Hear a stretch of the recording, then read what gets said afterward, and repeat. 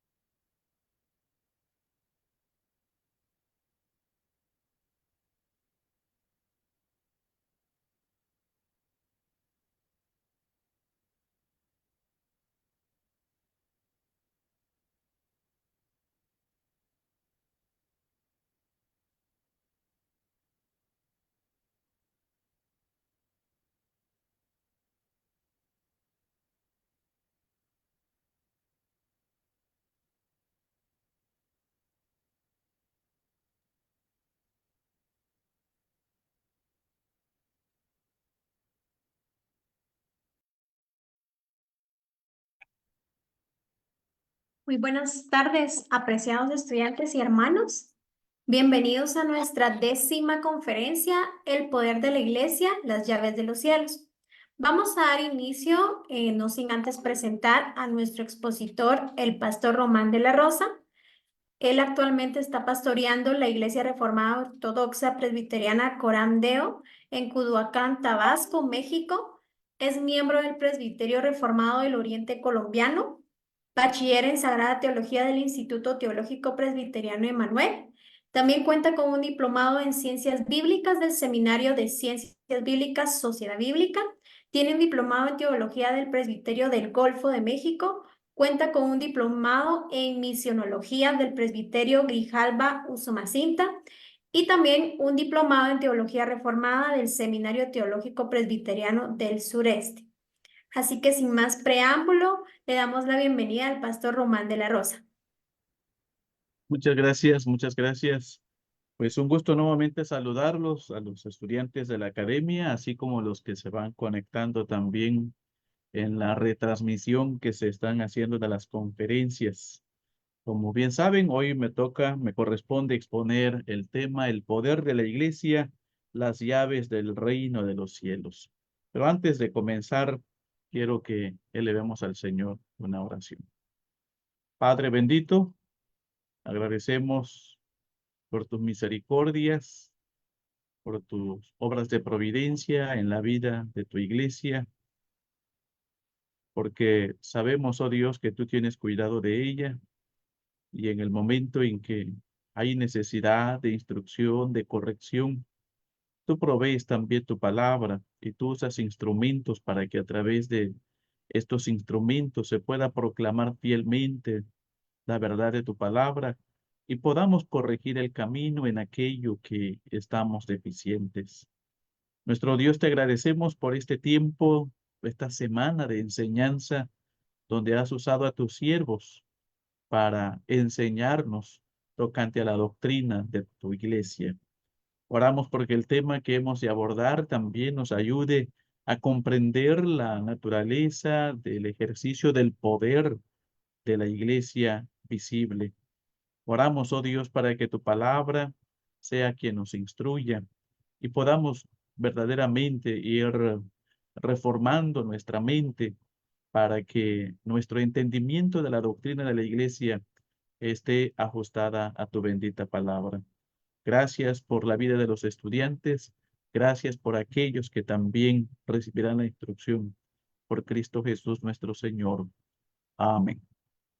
Amén. En la conferencia del lunes pasado hablamos de la iglesia como institución divina y espiritual. Y aprendimos que el gobierno y poder de la iglesia es espiritual.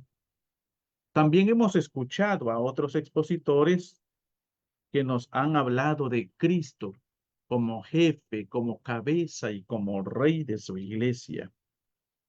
También hemos escuchado que aparte de la iglesia existen otras instituciones distintas de la iglesia, pero que igualmente estas instituciones están establecidas por Dios. Y nos referimos a la familia y el Estado.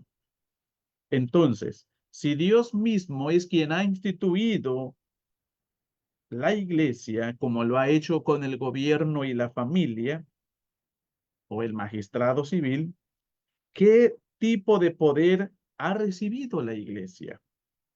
¿Quiénes reciben este poder adicional? ¿Con qué propósito el Señor da las llaves del reino de los cielos? ¿Cuáles son los límites del ejercicio de la autoridad eclesiástica? Estas preguntas trataremos de responderlas a medida que vayamos desarrollando nuestro tema. Hablemos muy brevemente acerca de estas tres principales instituciones que Dios ha establecido y el instrumento de poder que le ha provisto para administrar sus respectivas provincias. Tenemos la primera institución, la familia. A la familia se le ha dado el poder de la vara.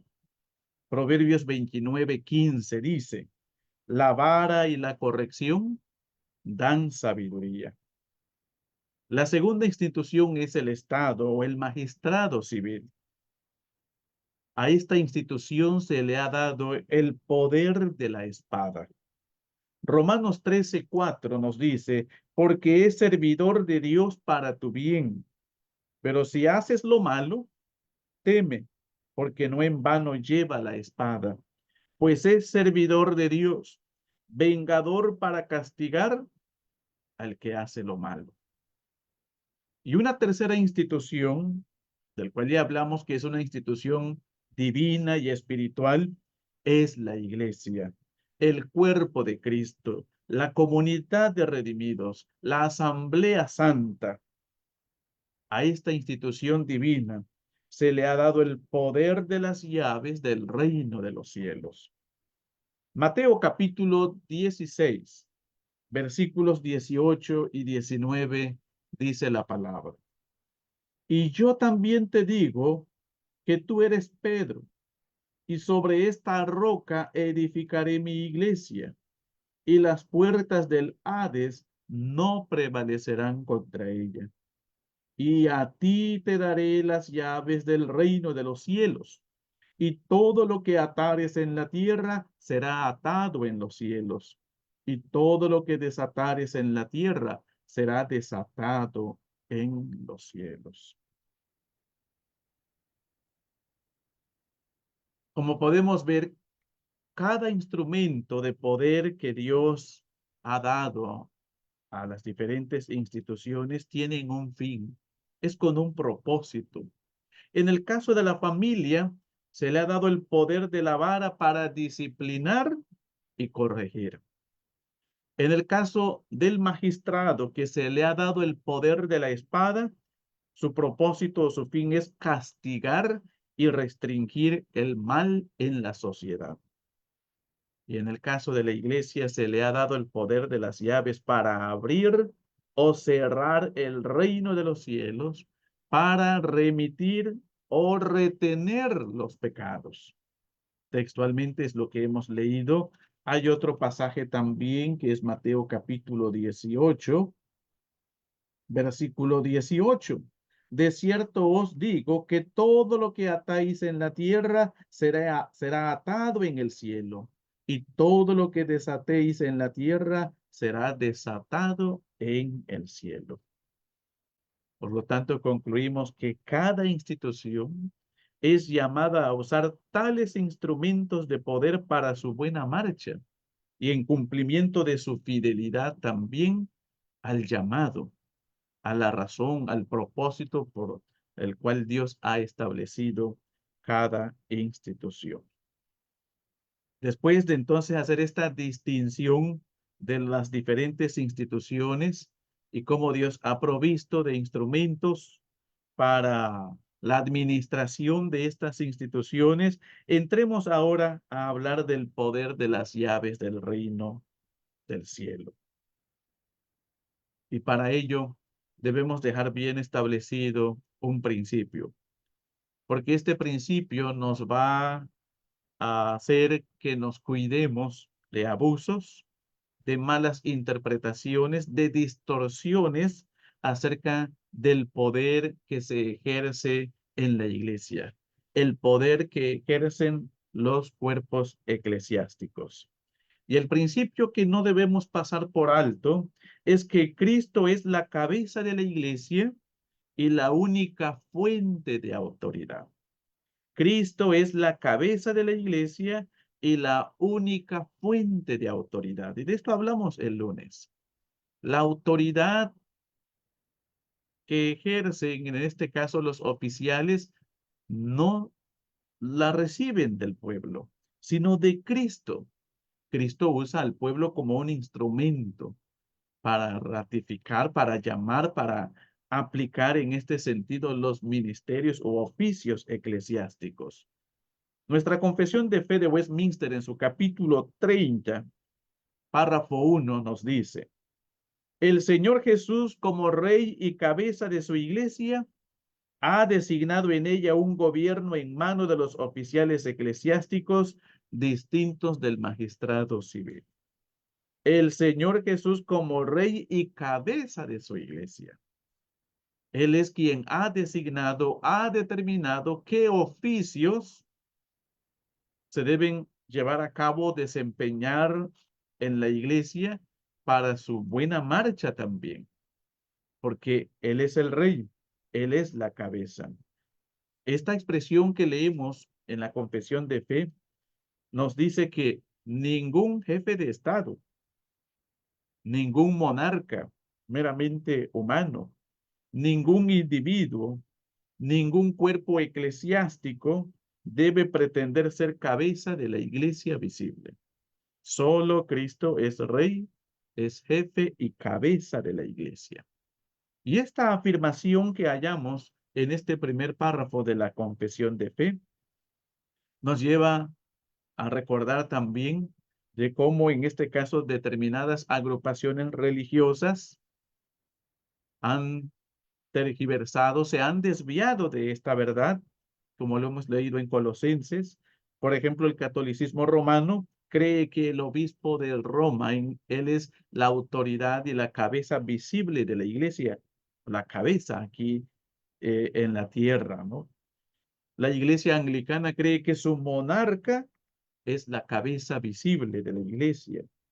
Las iglesias carismáticas, el pastor, el apóstol, el profeta, dicho sea de paso, falsos, creen que son la cabeza de la iglesia.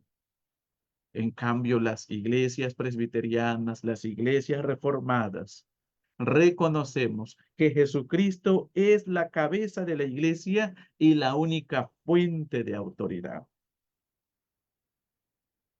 Y como dije, afirmar esta verdad, mantener presente esta verdad, nos va a evitar deslizamientos, ¿no? En cuanto al mal uso del poder eclesiástico. El pastor Luis Manuel en su libro, Esencia, la Iglesia, Esencia, Gobierno y Poder Espiritual, dice: Cristo llena a su iglesia de vida y gobierna su espiritualidad. El único rey que debe ser reconocido en la iglesia es Cristo.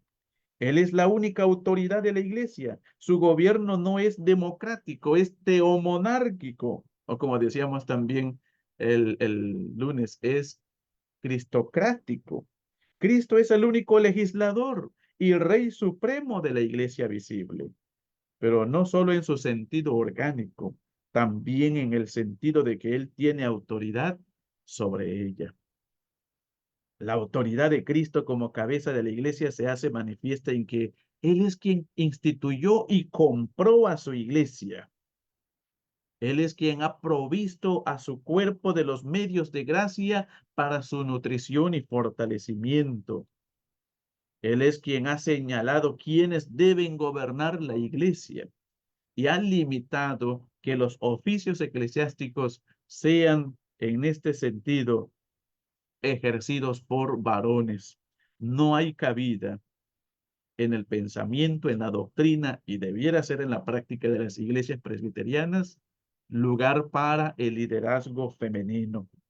Y él ha provisto de un poder especial también para administrar su iglesia. Ha dado las llaves del reino de los cielos. Siendo Cristo rey de la iglesia, toda autoridad que ejerce, todo órgano de gobierno eclesiástico dentro de su iglesia es autoridad derivada, porque se deriva de Cristo. Por tanto, los ancianos o presbíteros no son señores, sino ministros o servidores de aquel que es Rey de Reyes y Señor de Señores. Gerardus Vos también, en su dogmática de la teología reformada, dice, la iglesia en su esencia más profunda es un reino, ya que Cristo es ungido como rey sobre ella. En consecuencia, no se puede ejercer ninguna autoridad en la iglesia a menos que derive de la realeza de Cristo y permanezca unida a ella. Los creyentes no son libres de unirse o no unirse, sino que desde el principio están bajo el mandato de Cristo, su Rey. Así que este es el principio sobre el cual debe descansar nuestro entendimiento del ejercicio del poder eclesiástico. Porque olvidar y pasar por alto este principio ha hecho que los cuerpos eclesiásticos cometan abusos, atropellos, de lo cual no es el propósito bíblico de que Dios, Cristo mismo, haya establecido oficiales en su iglesia. ¿Qué son las llaves del reino de los cielos? Para ello, les voy a compartir lo que la segunda confesión helvética, una confesión reformada, nos describe lo que es las llaves del reino de los cielos. Un señor y dueño puede poner en manos de su administrador el mando de la casa. Por eso le entrega las llaves con la facultad de permitir o prohibir la entrada en la casa a quien el Señor se lo permita o prohíba. En virtud del poder recibido, el servidor cumple su deber haciendo lo que su Señor le haya ordenado. Y el Señor, por su parte, confirma lo que el servidor haga y desea que la decisión de su servidor sea considerada y reconocida como si procediera del Señor mismo. A esto se refieren precisamente las palabras del Evangelio. A ti te daré las llaves del reino y todo lo que ligares en la tierra será ligado en el cielo. Y todo lo que desatares en la tierra será desatado en los cielos. E igualmente, a los que perdonéis los pecados, les serán perdonados. A los que no se los perdonéis, no les serán perdonados. Juan 20:23. Dado el caso de que el servidor no actúe como su señor se lo ha ordenado, sino que falte a la fidelidad, es natural que el señor declare como no válido lo realizado por el servidor. Por consiguiente, el poder eclesiástico de los servidores en la iglesia es el ministerio mediante el cual ciertamente gobiernan la iglesia, pero actuando en la iglesia tal y como el Señor lo ha prescrito. En tal caso, los creyentes lo aceptarán como si el Señor mismo hubiera actuado. Entonces, en esto consiste el reino de los cielos, o las llaves del reino de los cielos.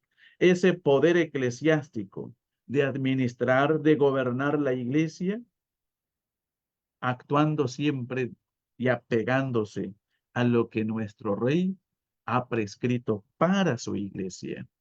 Hacer lo contrario es apartarse de la voluntad del rey. Y al apartarse de la voluntad del rey, entonces ya no es válido lo que un cuerpo eclesiástico lleva a cabo o realiza. Y la manera en cómo lo plantea el catecismo de Heidelberg también nos lleva a considerar, ¿no?, cómo los oficiales de la iglesia, tanto los pastores docentes como los que gobiernan, y esto va a ser tema, creo, en la última conferencia de hoy, son guardianes de la iglesia, de la pureza de la iglesia, de la pureza del evangelio, del honor de Cristo. Y cuando el ministro celebra el sacramento de la cena del Señor, también el ministro es guardián de la mesa del Señor.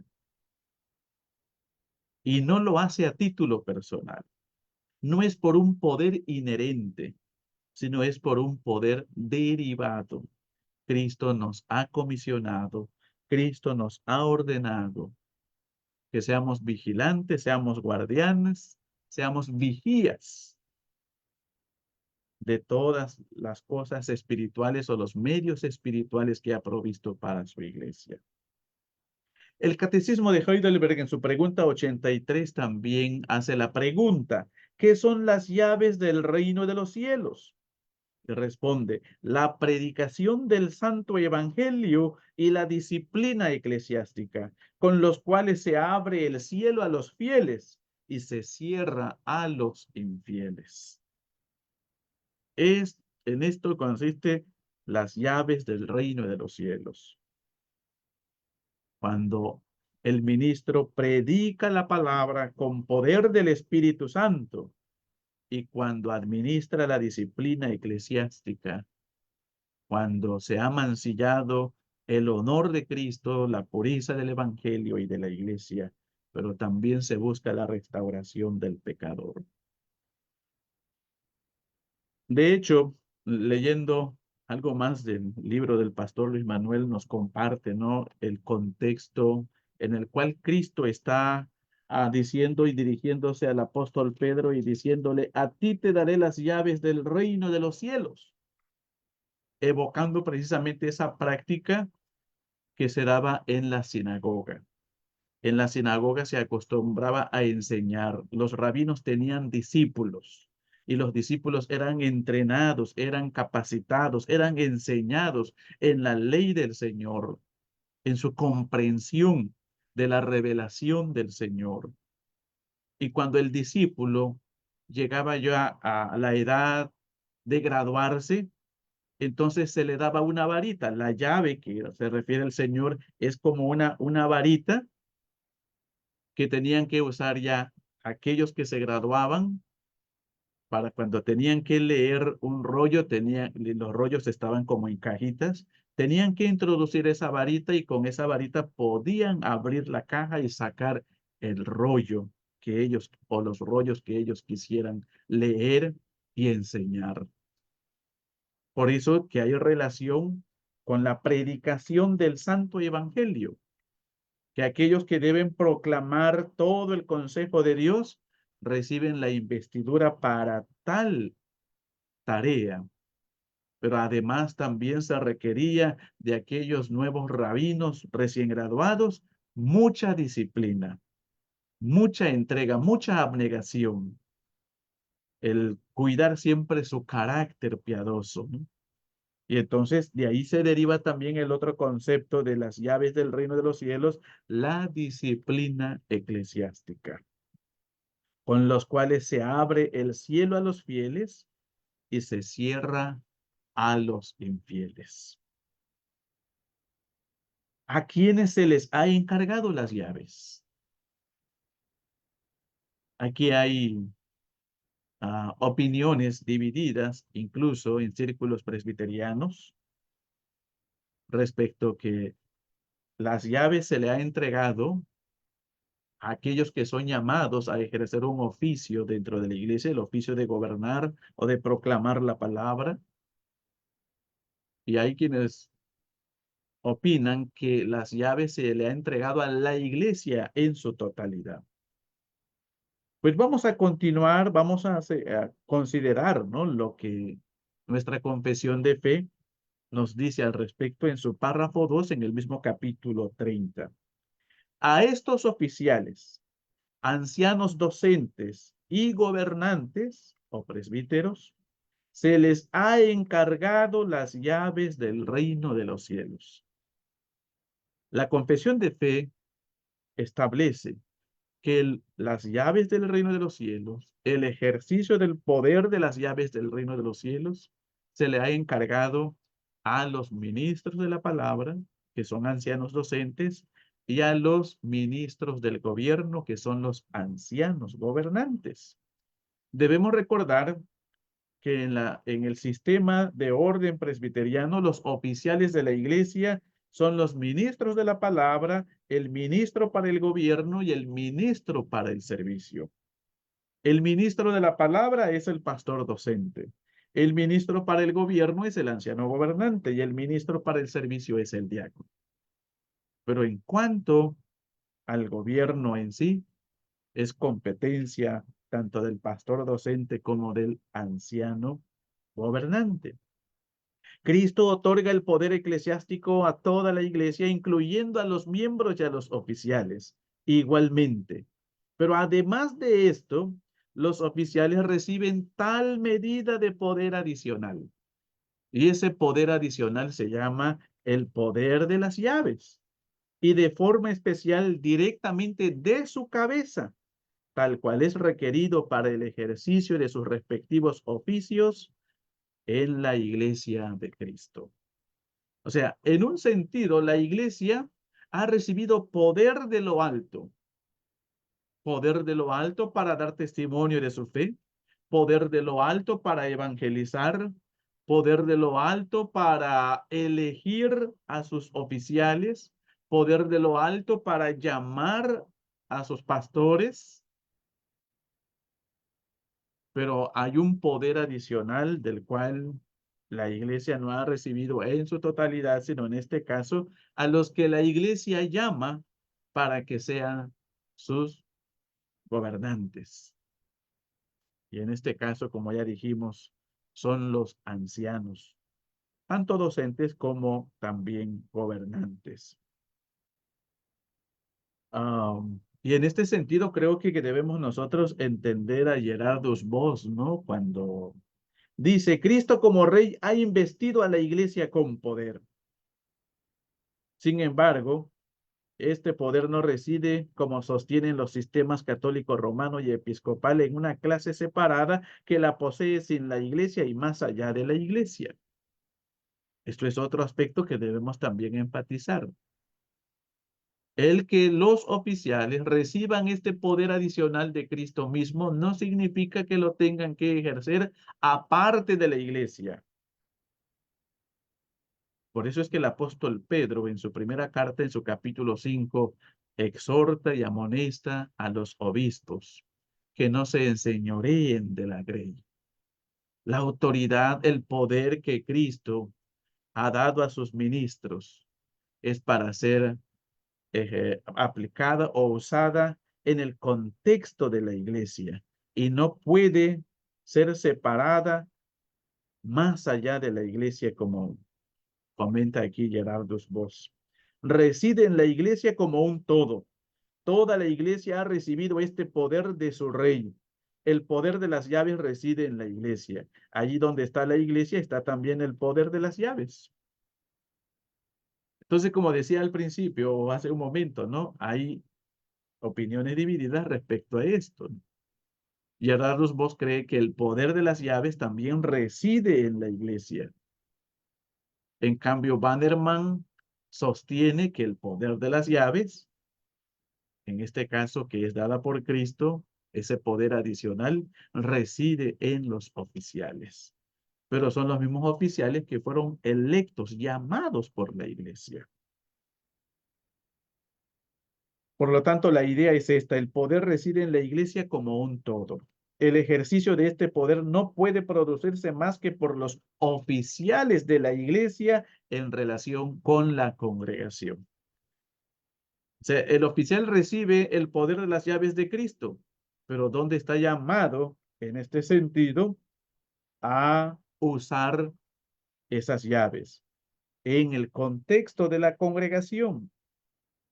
No es legítimo que una congregación actúe sin gobierno a la manera de los independientes.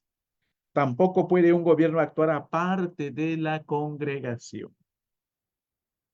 Y de hecho, para que el poder de las llaves, en este caso hablando de los ancianos de la iglesia, sea usado correctamente, el poder de las llaves no se usa de manera individual en el caso de aplicar la disciplina, ¿no? Sino que tiene que ser dentro del cuerpo colegiado. No así en la predicación de la palabra. El ministro de la palabra, cuando predica, está haciendo uso de las llaves.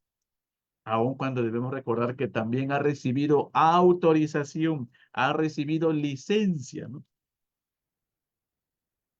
Y en este contexto es que debemos entonces ver de que el poder de las llaves se usa en el contexto de la congregación, no aparte de la congregación. El poder que tiene el consejo de la iglesia no se transmite de los miembros individuales de la iglesia mediante la elección o la instalación. No es la iglesia que transmite este poder de las llaves, ya lo hemos comentado, sino que este poder se recibe directamente de Cristo. Hay una clase de poder, desde luego, que los oficiales han recibido de la iglesia, como ese poder que ha ejercido la iglesia de llamarlos para tal o cual oficio. Allí la iglesia se convierte en gobierno. Cuando hablamos sobre política eh, civil, hablábamos de esto precisamente, que elegir gobernantes no es un deber civil, sino un ejercicio de poder político. Y lo mismo ocurre en el contexto de la iglesia también.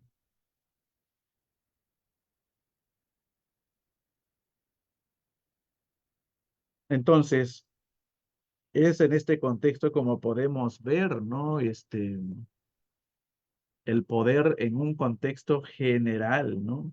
Que la iglesia ha recibido de Cristo, y el poder adicional que habla la confesión de fe, que los oficiales llamados por la iglesia reciben también directamente de Cristo. Los miembros de una congregación debidamente establecida tienen el derecho de elegir a su pastor, pero no tienen el derecho de predicar a la congregación ni para ordenar a alguien para el oficio de pastor, anciano o diácono, sino que tienen que ser los oficiales, los ancianos y pastores. En la ordenación de presbíteros solamente imponen las manos los presbíteros de la iglesia. Y no hay ejemplo bíblico donde todos los miembros imponen las manos en la ordenación. Eso no existe. No hay testimonio bíblico, aunque sí podemos ver, ¿no? Determinadas congregaciones o iglesias congregacionalistas que cuando van a ordenar a su pastor, llaman a la representante de las mujeres, de los jóvenes, para que también impongan manos. Pero esto no está en las escrituras. También el poder eclesiástico respecto a las ordenanzas de la iglesia, la predicación, la administración de los sacramentos, corresponden a los que poseen oficio y nunca a todos los miembros de una congregación. Nadie puede tomarse esa prerrogativa de administrar los sacramentos o hacer un tipo de rol, ¿no? A quién le va a tocar cada domingo, sino que esto pertenece a los ministros debidamente y legítimamente ordenados.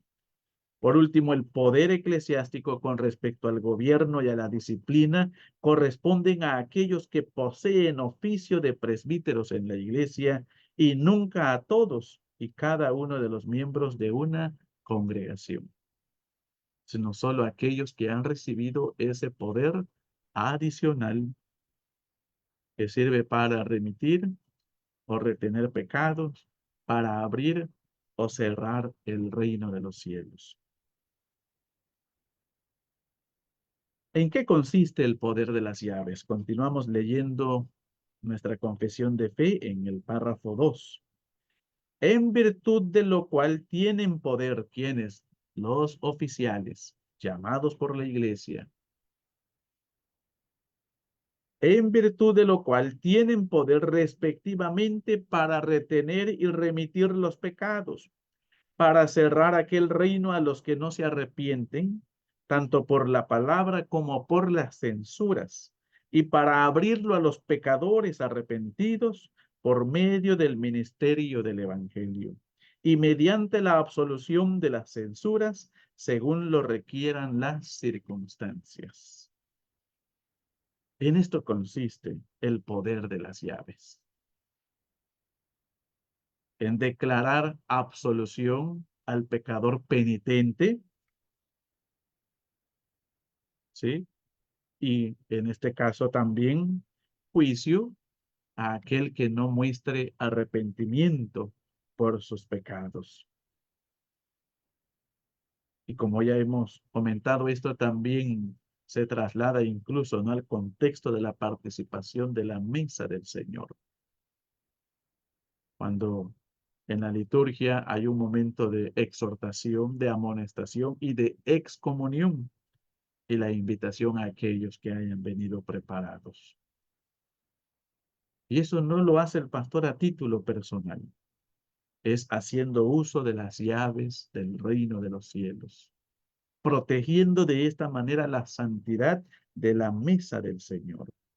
El Catecismo de Heidelberg nos explica más ampliamente en su pregunta 84, ¿de qué manera se abre y se cierra el reino de los cielos por la predicación del Evangelio? Responde, cuando según el mandamiento de Cristo, públicamente es anunciado y testificado a todos los fieles, en general y a cada uno en particular, que todos los pecados les son perdonados por Dios, por los méritos de Cristo, todas las veces que abrazaren con verdadera fe la promesa del Evangelio. Al contrario, a todos los infieles e hipócritas se les anuncia que la ira de Dios y la condenación eterna caerá sobre ellos mientras perseveren en su maldad. Según testimonio del Evangelio, Dios juzgará así en esta vida como en la otra. Entonces, de esta manera se abre y se cierra el reino de los cielos por la predicación del Evangelio. Recuerdo haber escuchado una ocasión una conferencia, un tema del doctor Sproul, donde él externaba, ¿no?, de alguna forma, su tristeza el ver que en las iglesias presbiterianas y reformadas no se practica la absolución de los pecados. Seguramente esta práctica se fue desplazando para no identificarse con los sacerdotes católicos romanos, ¿no? Pero la absolución de los pecados es bíblico y lo hemos leído en Mateo capítulo 16 y 18. La diferencia es que la absolución de los pecados, la declaración que hace el ministro, nuevamente, no lo hace a título personal. Declara lo que Dios mismo ha dicho en su palabra respecto a aquellos que se arrepienten de sus pecados y se acercan a Cristo en quebrantamiento y sinceridad de corazón. Y que cuánto consuelo y tranquilidad y paz de conciencia y de espíritu traería esto a la vida de los creyentes cuando en el orden de culto de servicio público hay un momento de oración de confesión de pecados y al finalizar la oración el ministro pueda leer una porción de las escrituras declarando que aquellos que han confesado sus pecados en arrepentimiento, en corazón contrito, son perdonados por la palabra, por la promesa que se halla en la palabra. Porque eso es parte de también hacer uso de las llaves del reino de los cielos. Y aquellos que se muestran impenitentes, se les ha de advertir y anunciar que la ira de Dios está sobre ellos. En la pregunta 85 del mismo catecismo de Heidelberg, dice, ¿de qué manera se cierra y se abre el reino de los cielos por la disciplina eclesiástica? Respuesta. Cuando según el mandamiento de Cristo, aquellos que bajo el nombre de cristianos se muestran en la doctrina o en la vida ajenos a Cristo y después de haber sido fraternalmente amonestados en diversas ocasiones, así como lo enseña Mateo capítulo 18, no quieren apartarse de sus errores o maldades. Son denunciados a la iglesia o a los que han sido amonestados por ella. Y si aún no obedecen a la amonestación de estos por la prohibición de los sacramentos, son expulsados de la congregación cristiana y por el mismo Dios del reino de Cristo. Y otra vez, recibidos como miembros de Cristo y de su iglesia cuando prometen enmienda y lo demuestran por sus obras. Entonces podemos ver en este sentido que la manera en cómo se cierra y se abre el reino de los cielos en la disciplina eclesiástica es a través precisamente de las sanciones que en el siguiente párrafo menciona la confesión de fe. Amonestación, suspensión de la mesa del Señor y excomunión. ¿Sí? Cuando leemos en las palabras del apóstol Pablo en 1 de Corintios capítulo 5, le informan de un caso de incesto que se está practicando en la iglesia. El apóstol Pablo hace uso del poder de las llaves y entrega a Satanás, el tal, aquel que estaba practicando ese terrible pecado de tener como mujer a la mujer de su padre. Entonces, en esto consiste, no el cerrar y abrir el reino de los cielos en el momento en que se aplica la disciplina eclesiástica. No son medidas meramente arbitrarias de los cuerpos eclesiásticos.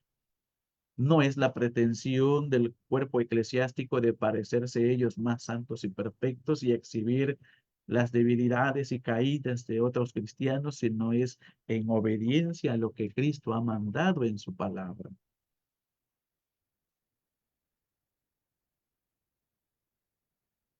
Entonces, en esta parte que también hemos leído de la segunda confesión helvética y lo que hemos leído de la confesión de fe, podemos determinar la naturaleza del ejercicio de este poder, que es un poder ministerial, es un poder, Gerardus Vos dice, es un poder dogmático, porque tiene poder para servir e instruir, tiene poder para proclamar las buenas nuevas del reino, tiene poder para declarar la voluntad de Dios con autoridad.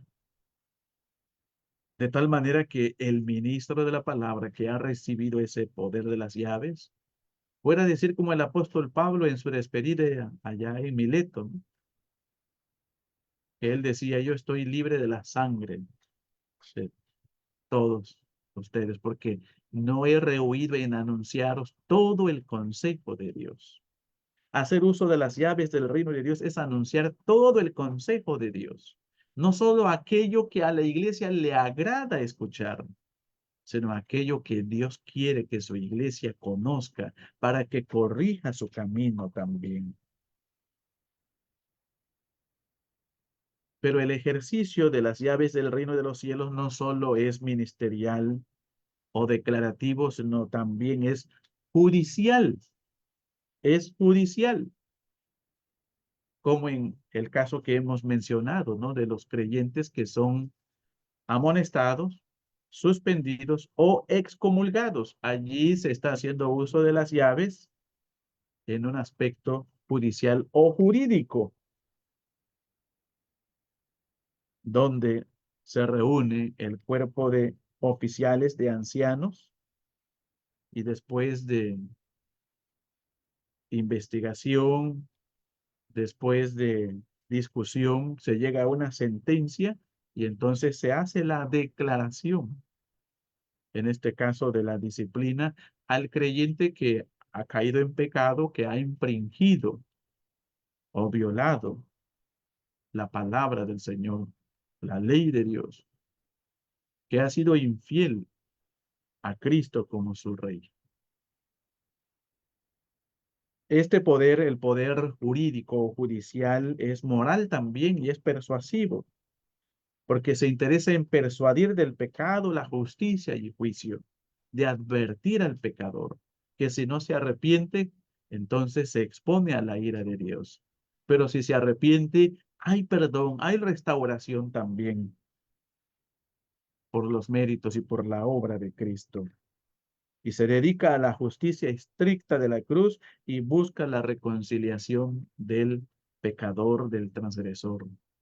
En este sentido, la disciplina eclesiástica no es tanto vengativa, sino busca la reconciliación del pecador con Cristo que ha ofendido, con la iglesia que también ha ofendido y con las demás personas que se vean afectadas también por su pecado.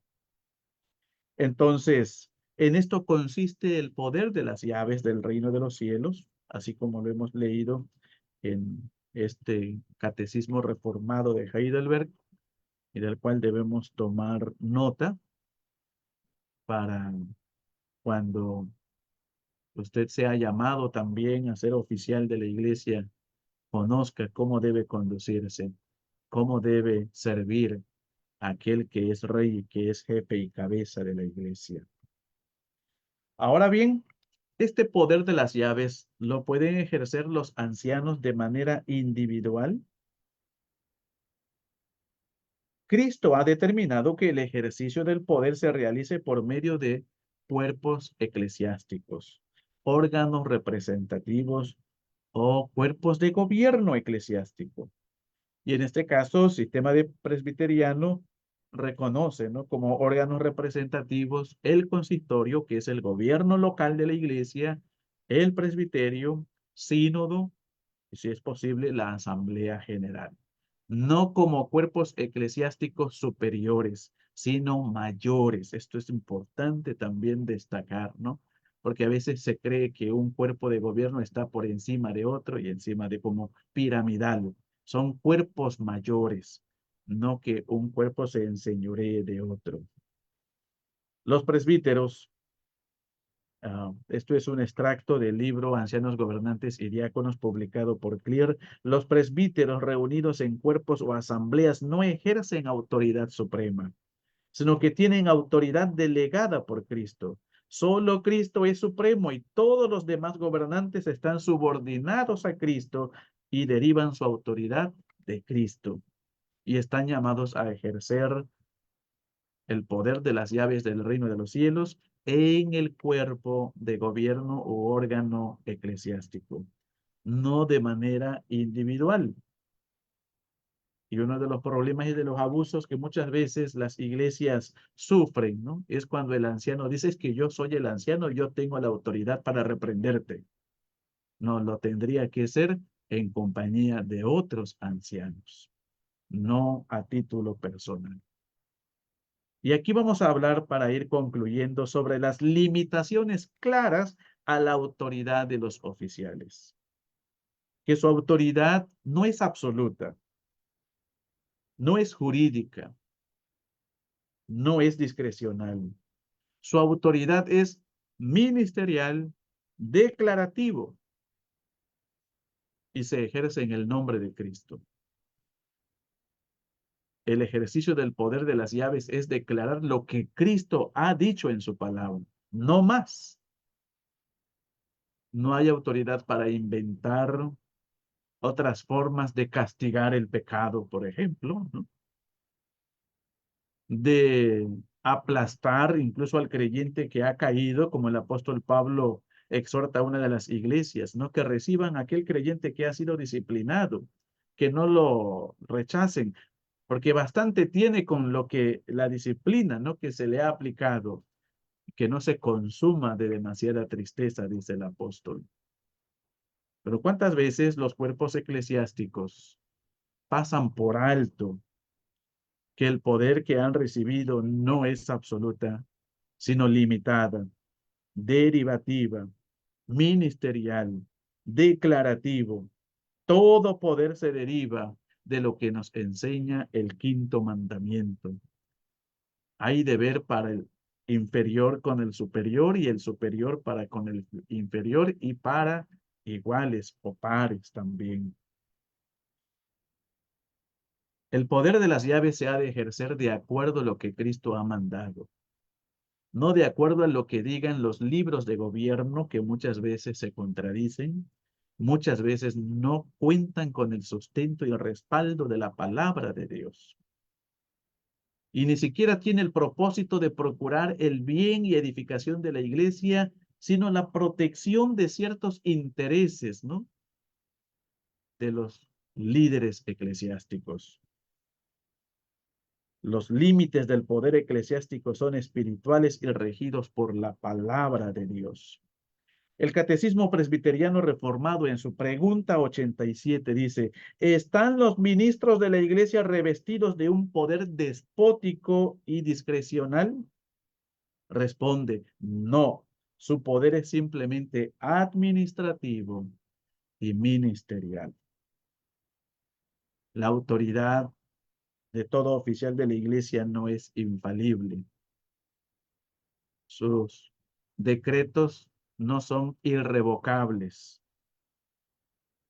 Y uno tiene que estar siempre examinando la forma en cómo ejerce el poder de las llaves a la luz de la palabra del Señor, para no deshonrar a aquel que es nuestro Rey, aquel que nos ha delegado esta responsabilidad.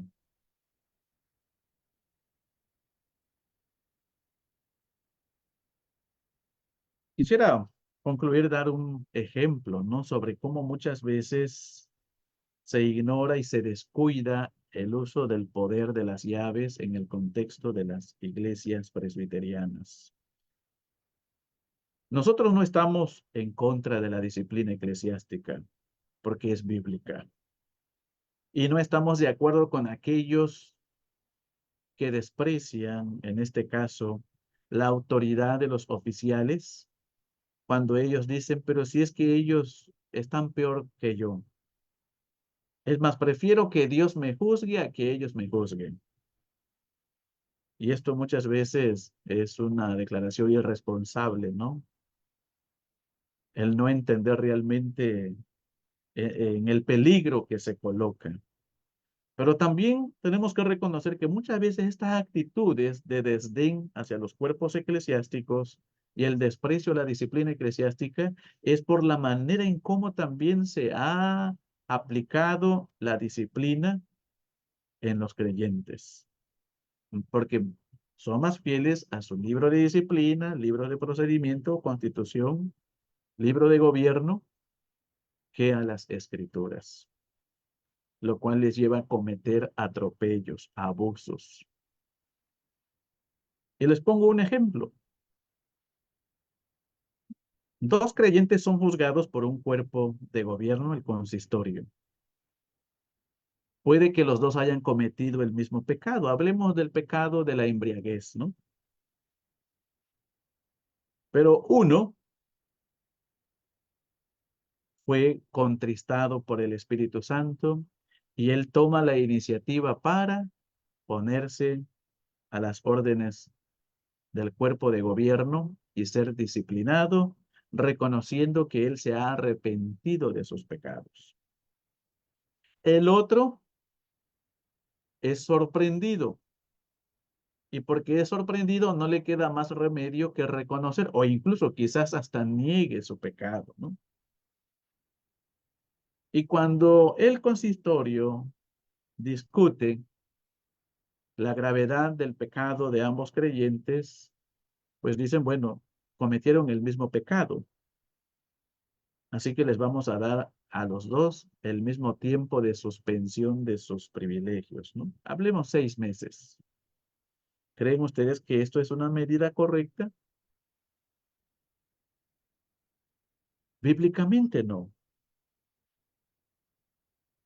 Además, se comete el error que el tiempo en que se suspende a los creyentes es la disciplina y no la exclusión de la mesa del Señor. Entonces, entre más tiempo se le aplica al creyente, cree que uno está haciendo más, ah,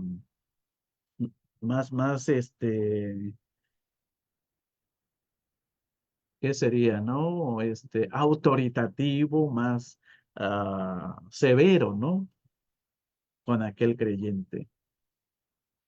Si el primer creyente que acude al consistorio, reconociendo su pecado, porque el Espíritu Santo ya obró en su vida, le ha dado arrepentimiento para vida, y él decide confesar su pecado, no requiere más que una amonestación, porque el tiempo que se establece de suspensión a la mesa del Señor es para darle al creyente tiempo de arrepentirse, de reconocer su pecado, de humillarse delante de Dios, el decir ahora sí a los oficiales, a la iglesia, sí he pecado y el Señor ya ha obrado arrepentimiento en mi vida.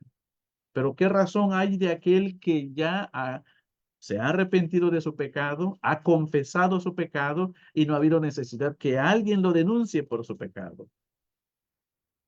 Entonces, por dar un ejemplo de cómo muchas veces fácilmente uno puede perderse, ¿no? Por ser fiel a un libro de gobierno y descuidar los principios bíblicos, los principios de la palabra. Concluimos, toda la autoridad y gobierno de la iglesia se debe considerar ministerial y declarativa. Podemos servir a los santos y podemos con toda autoridad declararles la voluntad de Dios con base en las escrituras. Toda labor ministerial se resume en estas tres actividades: leer, exhortar y enseñar toda palabra que Dios ha hablado. Cuando el presbítero declara a un pecador la remisión de sus pecados, lo hace según la palabra de Dios y no según sus propias opiniones. Y cuando decimos a un pecador impenitente que morirá en sus pecados, lo hacemos según la declaración de Dios. Esté o no esté de acuerdo conmigo, eso es lo que Dios dice. No tenemos autoridad para inventar, no tenemos autoridad para legislar nuevas leyes que se contrapongan a la voluntad revelada de Dios. Somos llamados como ministros a declarar lo que Dios ha declarado como verdad en su palabra. El poder de la iglesia es más temible aún más que la pena de muerte, porque el castigo de la iglesia que se manifiesta en la excomunión es la pena de muerte espiritual.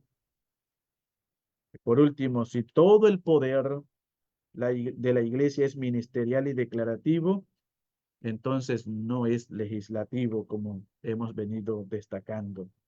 La iglesia no es la corte de un rey, no es un cuerpo que hace leyes. El poder de la iglesia no es creativo, los ancianos no son legisladores. La iglesia tampoco es una democracia en el sentido estricto de la palabra, sino reino en el cual Cristo es el que reina y ha dado su ley. Y cualquier ley que se elabore en cualquier cuerpo eclesiástico no tendrá que competir y no debe competir con la palabra ni colocarse por encima de la palabra. La iglesia se limita y se somete a la ley de Dios y al gobierno de Cristo como su Rey y Señor. Tomando entonces en consideración todo lo que hemos mencionado, oremos por los oficiales de la iglesia, por los ministros, ancianos docentes, ancianos gobernantes, para que no seamos seducidos y tentados a pensar que hemos recibido autoridad absoluta, a pensar que el poder de las llaves que hemos recibido es para usarla de manera ilimitada, sino que siempre debe de ser de acuerdo a los principios de la palabra y en temor delante de Dios. Vamos a concluir orando. Padre Celestial, te damos gracias por la enseñanza que nos has concedido compartir con nuestros hermanos estudiantes y hermanos que han seguido también la transmisión. Señor, reconocemos que necesitamos cada día de tu palabra. Necesitamos ser conformados en nuestro pensamiento, pero también en nuestras acciones, para hacer lo que traiga gloria a tu nombre, no para nuestra autopromoción, no para nuestra autorrealización, no para enseñorearnos, sino para servirte a ti. Debemos reconocer como oficiales que hemos sido llamados a ser ministros, servidores, administradores, pero nunca ocupar un lugar que le pertenece a tu Hijo Jesucristo. Por ello oramos por sabiduría y temor tuyo en la vida de aquellos que has llamado a gobernar tu iglesia, para que puedan despojarse de todo pensamiento pagano, porque muchas veces la forma de gobernar la iglesia no corresponde tanto a tu palabra, sino a prácticas de política pagana. Que podamos ser capaces, sensibles a tu palabra y reformar nuestro entendimiento de tal manera que nuestras acciones muestren que cada día nos vamos sometiendo a tu palabra y vamos procurando hacer lo que tú has ordenado y no más. Gracias por la vida de los estudiantes, porque sabemos que sin duda muchos de ellos también serán llamados para el ministerio de la proclamación de tu palabra, de gobernar y servir en sus iglesias, que puedan recordar estas verdades, de tal manera que sean instrumentos de bien, de bendición en sus iglesias, en sus congregaciones, así como los que ya hemos sido llamados y ordenados para estos oficios. Por Cristo Jesús nuestro Señor, te lo rogamos. Amén. Amén. Así hemos concluido, hermanos estudiantes. Hermana Giseli. Excelente, muchas gracias, Pastor Román, por su tiempo y disposición para poder impartir esta conferencia. Gracias por estas reflexiones que estamos seguros que han sido de edificación para los hermanos. Vamos a pasar a la sección de preguntas. Si algún hermano pues tuviese alguna consulta o duda, puede escribirla en este momento.